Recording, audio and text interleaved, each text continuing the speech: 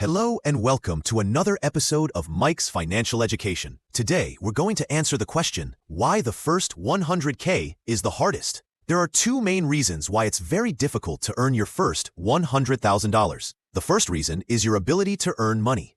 When you're young, your ability to earn money is relatively low. This is normal because you haven't yet developed the skills that allow you to earn money. People who have just graduated school or those who are in the student phase of life will earn a relatively low hourly wage. Even people who choose to be self-employed rather than employees typically won't earn large amounts of money at the beginning of their journey, making it very difficult for them to save substantial amounts of money. People who have passed the student phase and are at the beginning of their careers usually receive relatively small amounts of money, whether they are employed in the public or private sector.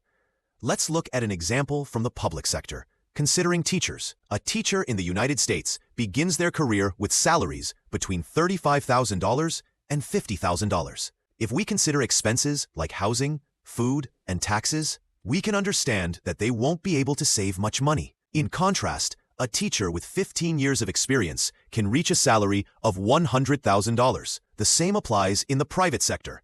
An electronics engineer with 3 years of experience earns on average between $75,000 and $95,000. In contrast, an electronics engineer with 10 years of experience can earn over $200,000. So, there's a very significant difference between the beginning of a career and the continuation of the path. I remember working as a student and earning about $15 per hour. While today, I earn much more with much less effort. My ability to save more money with less effort has increased very significantly. If you're young and you're worried about your hourly wage, know that usually within a few years, your income will increase significantly.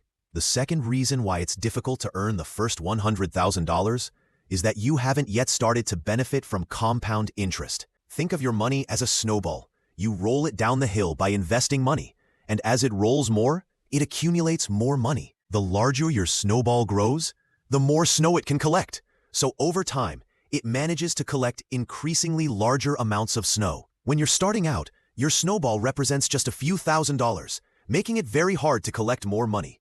Let's look at an example of an investment of $10,000 with a 7% annual return over 5 years.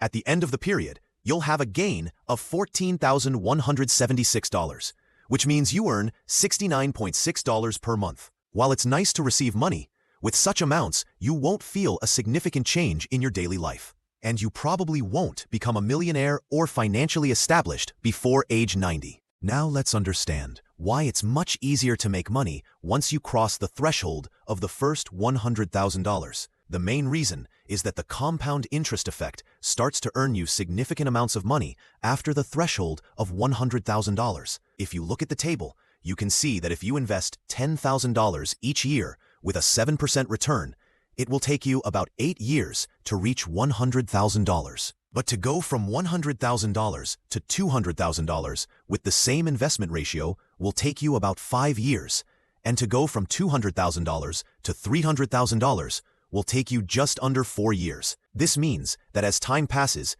you need much less time to earn another $100,000 from your investments. Now let's move on to the question, how do you save $100,000 so that you could start earning nice amounts from compound interest?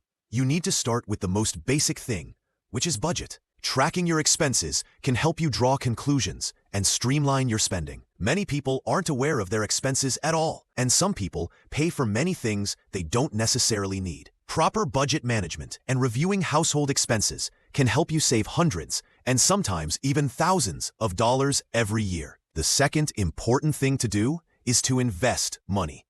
As I said, I'm not an investment advisor, so this isn't a recommendation. But common sense says that money sitting in the bank isn't earning money, while invested money is earning money. Even an investment with relatively low returns is better than nothing. For example, imagine you manage to save $2,500 every month. After 5 years in the bank, you'll have $150,000. If you had invested that money in an investment with a 5% return, you would have had $174,000, which means you would have gained savings equivalent to almost 10 months just through a small effort. The third important thing to do is to protect yourself from taxes. In most countries around the world, there are opportunities to receive various tax benefits, such as tax benefits based on place of residence, which can save you a lot of money. The less the government takes from you, the easier it will be for you to reach $100,000.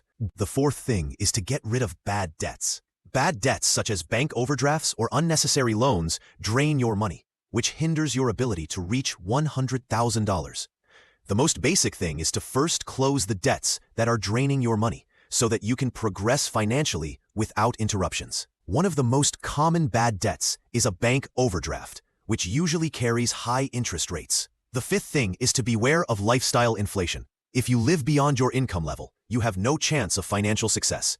As part of your wealth-building process, especially at a young age, you must understand that you can't earn a student's salary and live a millionaire's lifestyle. Those who live this way harm themselves during the most important financial period of their lives, something they will pay dearly for in the future. In conclusion, the beginning of your financial journey is usually the most difficult stage. Once you get past it and start accumulating skills that help you earn more money, both in terms of career and investments, life starts to get easier. I hope you enjoyed this episode, and of course, we'll meet again in the next videos.